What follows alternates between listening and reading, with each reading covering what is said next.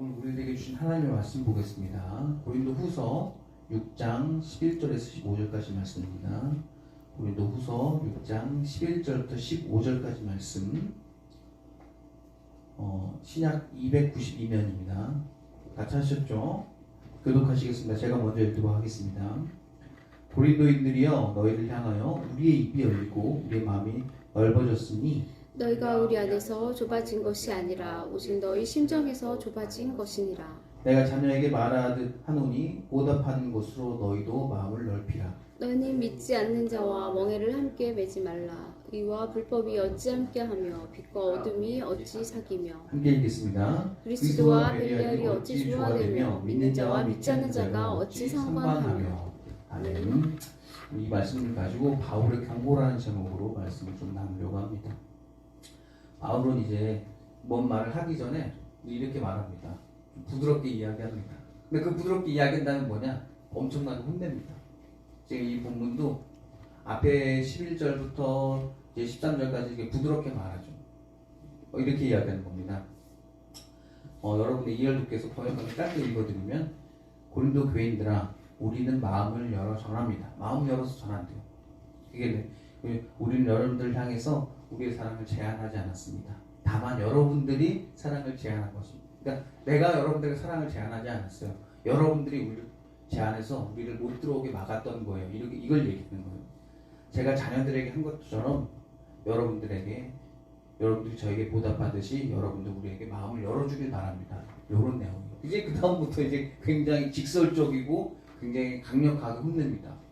그래서 그 내용이 뭐예요? 오늘 읽었던 것처럼 너희들이 믿지 않는 자들과 멍에를 질 수 있겠느냐, 이렇게 혼내기도 하고, 정의하고 불법이 동행할 수 있겠느냐, 빛과 어둠이 함께할 수 있겠느냐, 그리고 그리스도와 벨리알은 악마의 중에 하나죠. 벨리알이 함께할 수가 있겠느냐, 그리고 성도와 믿지 않는 사람이 어떻게 부부가 될 수 있겠느냐, 저는 부부라고 번역을 했거든요. 그렇게 굉장히 이제 또 혼을 또 내죠. 바울은 그래요. 혼내기 전에 부드럽게 말해요. 여러분 부부관계에서나 친구관계에서나 지인관계에서도 혹은 가족관계에서도 바울의 이 말투를 많이 적용해 보시기 바랍니다. 혼내기 전에 좀 계획을 갖고, 내가 할 말은 이건데 이 말을 하기 전에 좀 부드러운 말을 먼저 놔두고, 예를 들면 이거죠. 너 이거 다 괜찮은데 이거 너무 좋고 이거 좋은데 이거 하나만 바꿔줬으면 좋겠어. 이렇게 말하면 넌 이게 문제야. 나랑 전혀 다르고. 넌 이게 문제야. 근데 너 나머지는 다 좋아. 근데 사람이 처음 듣기에는 어떨까요? 넌 이게 문제라고 먼저 강하게 때리는 것보다 부드럽게 먼저 이제 이렇게 얘기를 하고 하면 되겠죠. 근데 사람이 웃긴 게, 사람이 그 사람과 이 관계를 계속하면은 이제 학습이 되잖아요. 이제 말을 부드럽게 해도 이제 압니다. 뭐 혼낼 거리가 있구나. 되게 찜찜한 거죠. 지금 이 고린도후서 보면 이게 고린도가 전후서 두 개로 되어 있잖아요. 본인들도 이제 알 겁니다. 바울이 이제 무슨 좋은 얘기하는 거, 우리도 뭐 혼날 일 있나 보다 라고 그렇게 했겠죠. 그래도 바울은 사랑으로 타이릅니다. 사랑으로 타야 되는데 이렇게 말을 합니다. 나는 너희들한테 제한하지 않았어. 근데 너희들이 제한했대. 사랑. 그러면은 바울은 도대체 어디에 근거해서 자기는 제한하지 않고 왜 고린도인들이 제한했다고 하는 걸까? 라고 하면 그 기준이 있어야겠죠. 그 기준은 예수님인 것 같아요. 그리고 그 기준은 하나님인 것 같아요. 자기 기준으로 봤을 때는 나는 다 포용이야 라고 하겠지만, 자기 기준이 아니라 하나님께 기도했겠죠. 바울은 하나님께 기도하고 또 기도하고 또 물어봤겠죠. 그리고 성령님께 그 답변을 구하려고 애를 썼겠죠. 그러다 보니까 느꼈겠죠. 내가 그들을 제한한 게 아니라 그들이 나를 제한하고 그들이 나를 막았구나 라고. 우리 가운데서 이런 본문을 들으면 이런 사람이 있을 겁니다. 맞아, 나는 제한한 적 없어. 나는 사랑을 제한한 적 없어. 나는 다 열려있어. 난 포용이야. 그렇게 하지 마시고 기도해 보시기 바랍니다. 하나님께 물어봐서 그 하나님께 그 기준을 정하시기 바랍니다. 기준이 본인이 되면 본인은 다 맞아요. 왜냐면 우리 어떤 살인사건도 가해자도 본인이 피해자예요. 웃기잖아요. 왜요? 자기가 기준이라서 그래요. 자기 감정이 기준이고 그 사람이 날 건드려서 내가 죽였어 이렇게 돼버리니까 자기가 기준이에요. 그렇게 되면 자기가 다 옳고 자기가 다 맞아요. 오만한 사람에 빠진 사람들이 표현하는 가장 티가 나는 거는 내가 맞아, 나 틀린 거 없어 라고 말하는 사람들, 나는 이거 하나님의 뜻이야 라고 말하는 사람들이 오히려 오만하고 틀린 사람들이에요. 반대로 이런 사람들이 겸손하다. 나는 잘 모르겠지만 그래도 끝까지 해보려고 기도해볼게. 이런 사람들이 오히려 자기 자신이 오히려 확실하게 확신을 갖기보다는 신중한 사람들이 오히려 겸손하더라고요.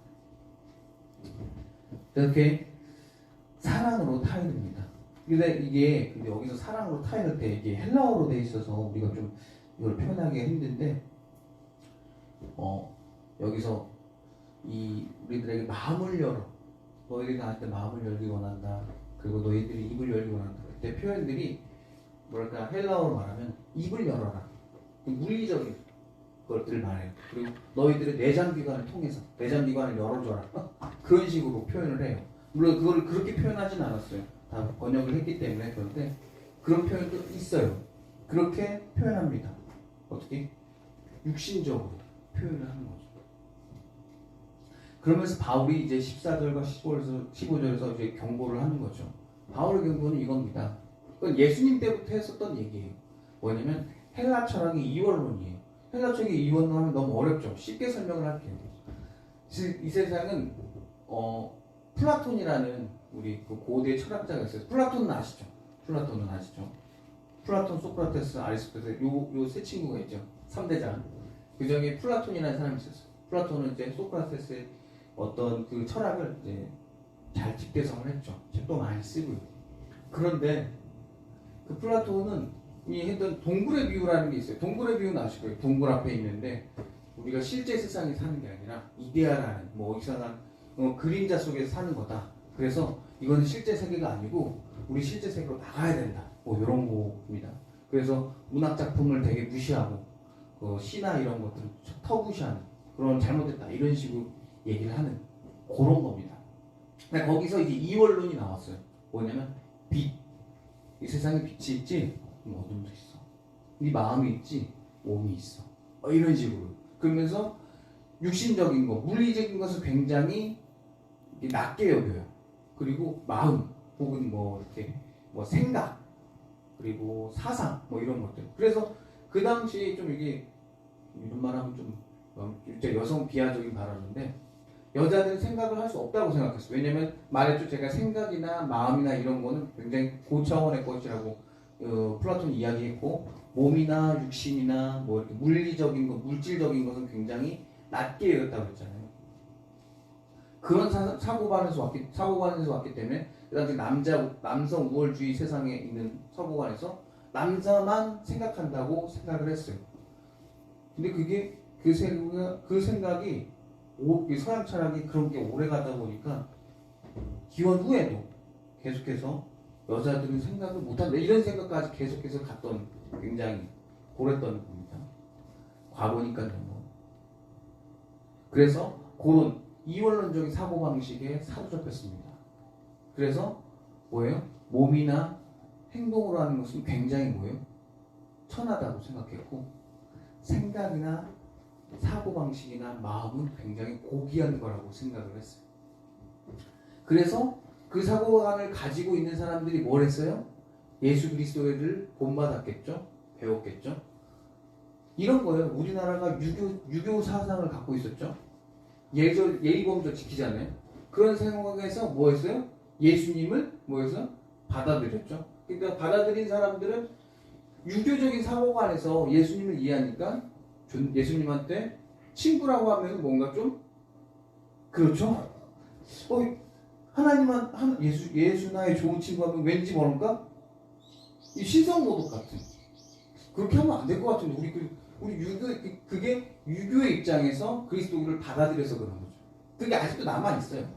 마찬가지로 헬라 철학도 그렇게 헬라 철학 굉장히 그렇게 오래된 그 상황에서 그리스도교가 들어오니까 예수님이 들어왔으니까 그래서 그 당시 가장 유행했던 게 뭐냐면 도케티즘이라고 예수님이 육신은 뭐라 그랬어요? 이 헬라 철학에서 육신, 이 몸은 나쁘다고 그랬잖아요. 후진 거고, 저급한 거고, 차원이 낮은 거고, 영혼은 되게 고귀한 거고, 영원한 거고, 온전한 거라고 생각을 했다고 했잖아요. 그러니까 예수님이 이 보면은 이제 막 부활도 하시고 막 기적도 일으키시니까 예수님은 몸으로 온 게 아니에요. 뭘로 왔냐? 영혼으로만 온 거예요. 영혼으로만 오셔서 그래서 막 성경에 보면 막 지나가셨더라는 거. 왜냐면 영혼은 투과가 되니까 그런 생각들이 거기에 있는 거예요. 아, 그래서 그게 그렇게 된 거구나 라고 생각을 하는 거예요. 그래서 바울은 그게 아니라고 하는 거예요. 예수님께서 육신으로 오셨고 그 육신으로 우리를 저희를 위해서 정말 친히 그 몸으로 희생하셔서 죽으셨다고 이야기하는 거예요. 그게 다른 거죠. 그래서 이 사람들의 사고 방식이 왜 잘못됐냐면 자기 영혼은 깨끗해. 자기 몸은 더러워. 그래서 뭐 하냐면 여기서 또 여러분들이 이제 진짜 어이없다고 하실 텐데 그 몸으로는 죄를 지어도 상관이 없는 거예요.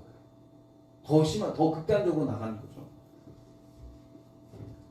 그래서 짧게 말하면 몸으로는 바울은 펴도 머리로는 내가 아내와 연결되기 때문에 난 상관없다라고 이렇게 생각까지 그런 극단적인 이원론자까지도 이르는 거죠. 근데 바울은 그게 아니라고 하죠. 야, 그 말이 되냐? 네 육신이 죄를 짓고 네 머리는 깨끗한 생각을 한다고 헛소리 하지 말라는 거죠. 그래서 오늘 본문 읽지 않았지만 뭐라 그래? 바울이 뭘 얘기해요? 너희들의 몸은 뭐야? 성전이야. 너희들의 몸은 살아있는 예수님의 성전이야. 그래서 이걸 얘기하는 거예요.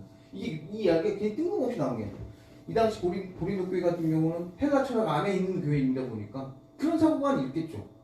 아, 예수님 내가 교회 몸으로 안 갔지만 내가 마음으로 예배 드렸거든.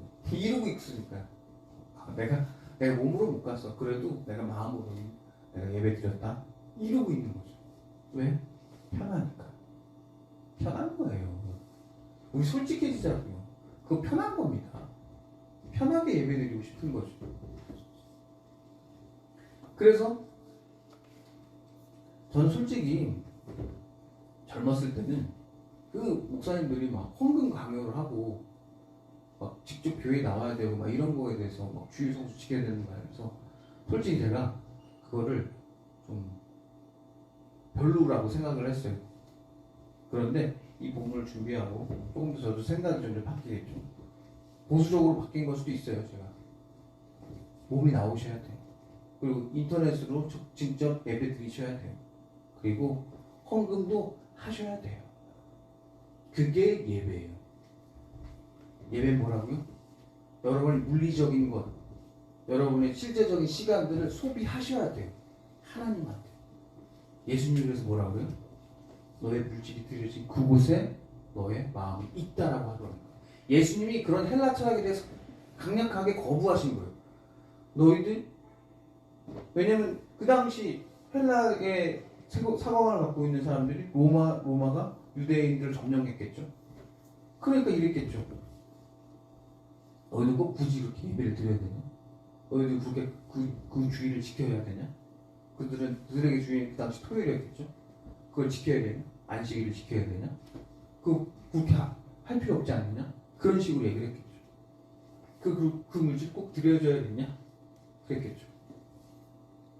그래서 그 당시 유대인들도 고르반이라고 해가지고 부모님을 부양해 주는 게 왜냐면 십계명이잖아요. 너는 너의 부모님을 공경하라고 했잖아요. 그러니까 그 보살피라는 거예요.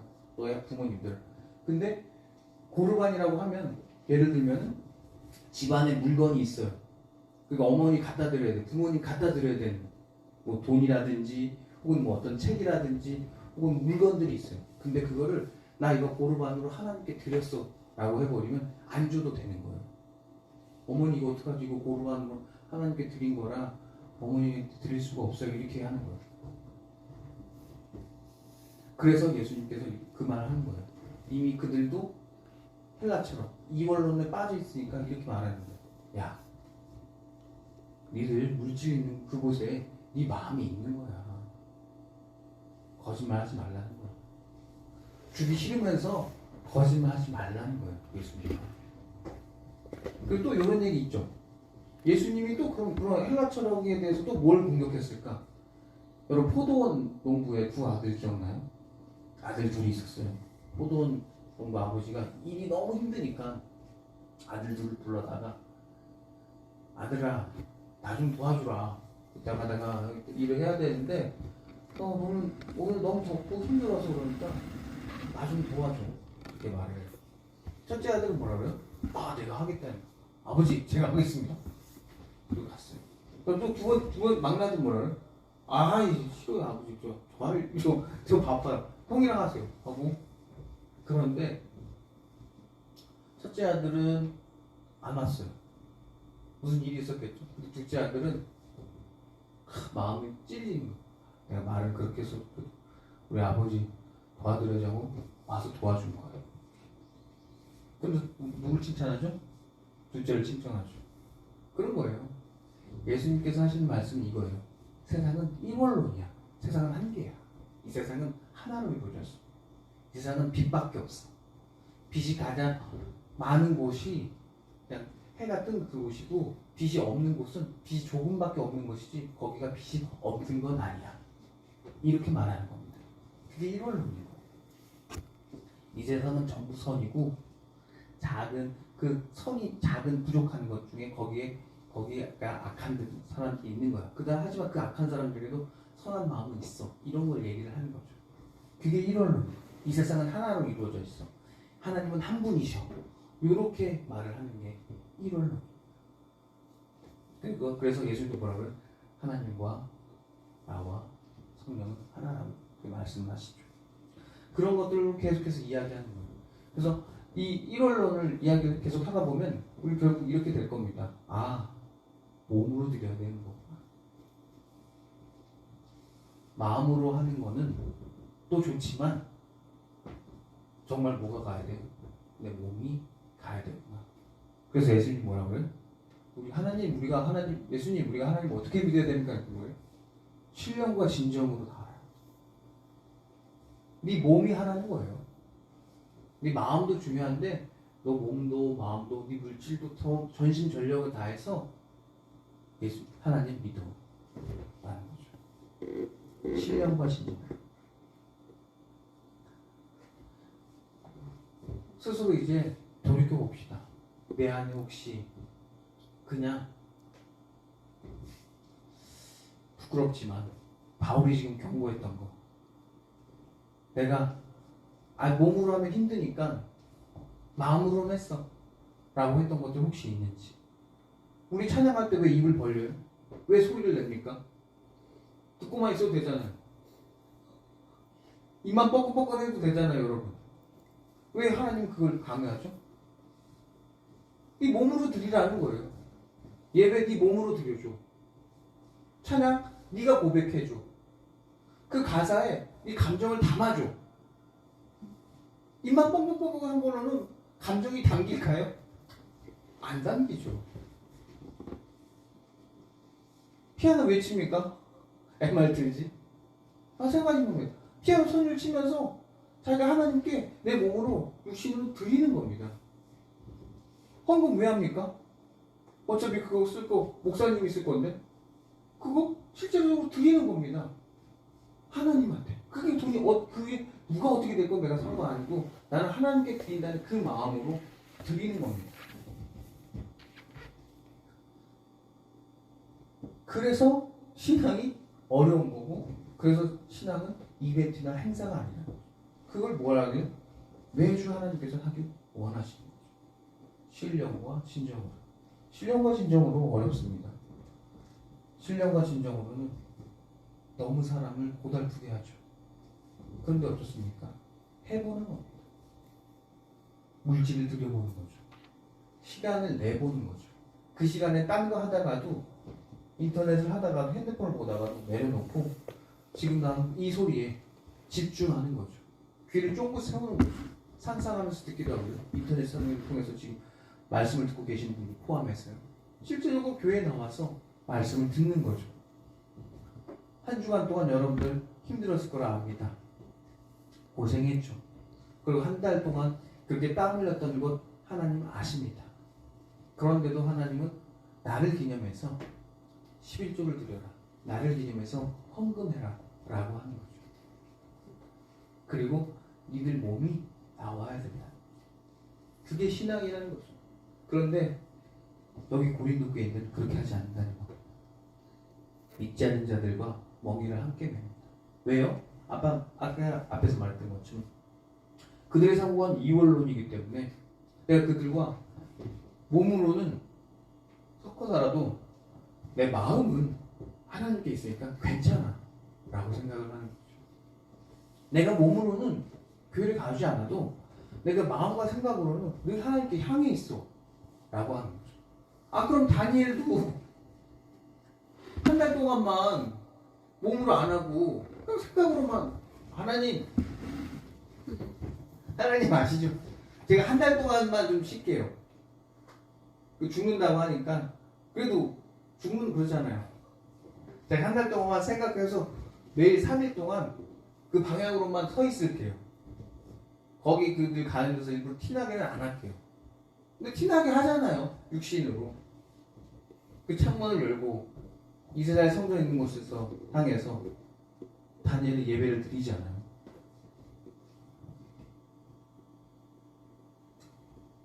다 그런 것들이 이 유대인들은 다 이 세상은 일론론이기 때문에 그렇습니다. 내 몸이 있는 곳에 내 마음이 있는 곳에 거기에 있다. 난 신령과 진정으로 내게 예배드린다. 난 그리고 뭐의 부활? 육신의 부활도 믿는다.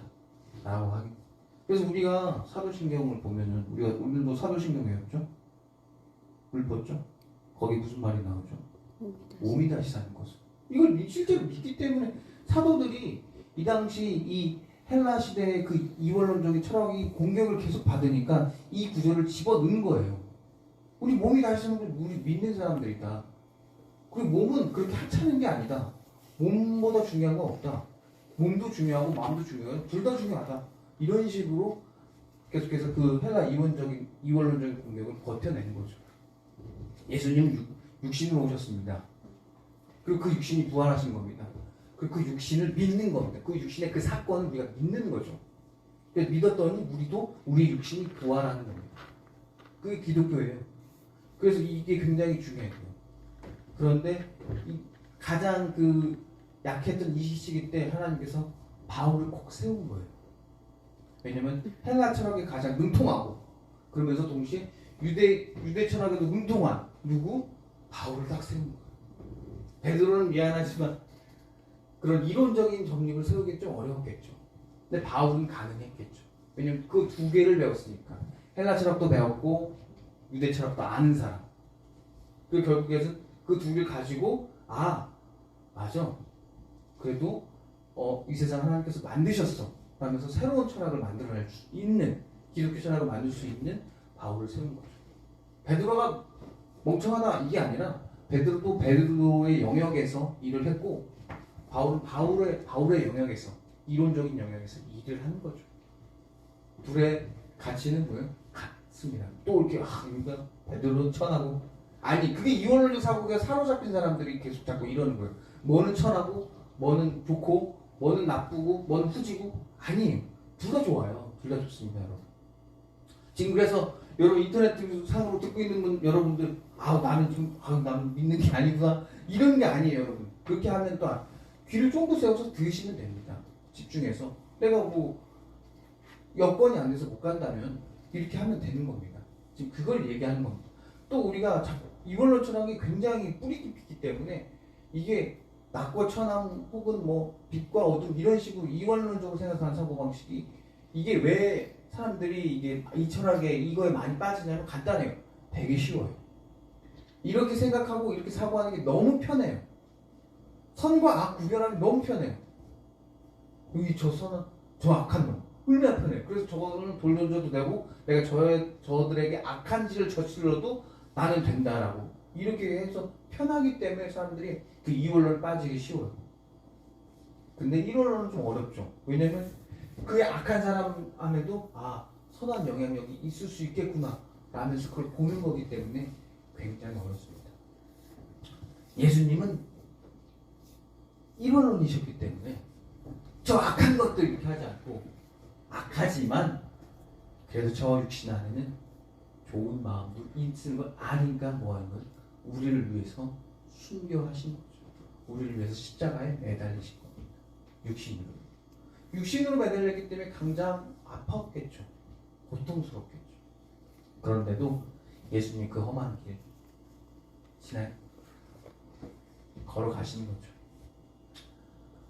저 여러분도 편하게 목회하고 싶고 편하게 신앙생활을 하고 싶고 정말 그냥 빛과 어둠 신앙인 비신앙인 중에서 나눠서 그렇게 하고 싶겠지만 그러기보다는 정말 육신으로 몸으로 정말 예배드리려고 하는 저와 여러분이 되셔서 나중에 천국 갈 때 육신으로 만나봅시다. 기도하고 마치겠습니다. 주님, 바울의 경고처럼 우리 자꾸 편하고 이해하기 쉬운 방식으로 신앙을 나아가려고 합니다. 그런 유혹에 너무 빠지죠. 악인이라고 정죄하고 의인이라고 그를 추종하고 그런 건 너무 편하죠. 하지만 우리가 자꾸 그런 편한, 자꾸 넓은, 자꾸 쉬운 길을 가려고 할 때마다 주여 우리를 이런 말씀들을 통해서 깨우쳐 주시옵소서. 그래서 저도 깨우쳐지고 우리 성도님도 깨우쳐져서 오늘 읽지 않았지만 그 말씀처럼 정말 우리가 하나님의 성전이라고 들었던 것처럼 그렇게 살게 하여 주시옵소서. 그것을 위해서 애쓰고 용기 내고 또한 믿음도 필요한 우리 성도님들에게 주님의 은혜를 함께 허락해 주시옵소서. 이 모든 말씀 언제나 우리를 사랑하시는 나사렛 주 예수 그리스도 이름으로 기도드렸습니다. 아멘.